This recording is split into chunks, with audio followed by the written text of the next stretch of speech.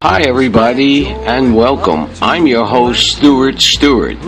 We're at the Miami International Book Fair, which I thought would be a great venue to introduce a first-time author.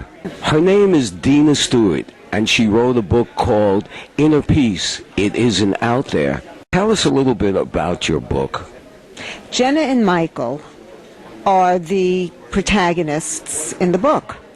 And it's basically Jenna's journey to find her inner peace when her inner peace was in constant conflict with her family values, as well as an abusive mother and religious indoctrination.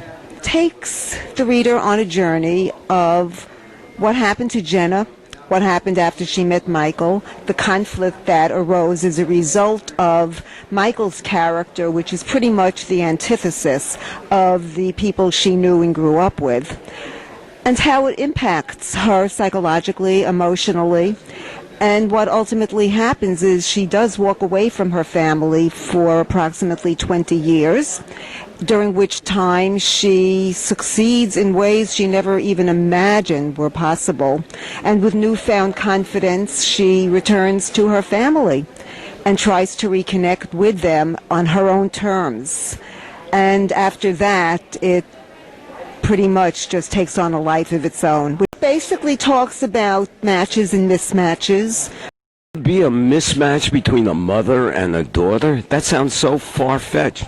Just because you're born into a family doesn't necessarily mean that the family dynamic is going to work for you. And if it doesn't, it creates more problems than imaginable, because I think it's natural human instinct to want to belong and want to be accepted and loved.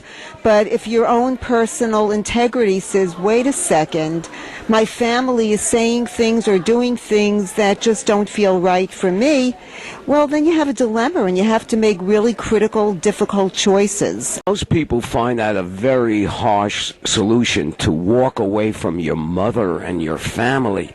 However, if you do that and discover yourself, and then you go out and you flourish and become the person you always believed was inside of you but were afraid to test, would that be worth it? I think in the long run, yes. I think the process itself is extremely painful emotionally. It's not cut and dry. You can walk away from somebody. I mean, people travel to the other end of the world to be away from certain people, but emotionally they're still connected.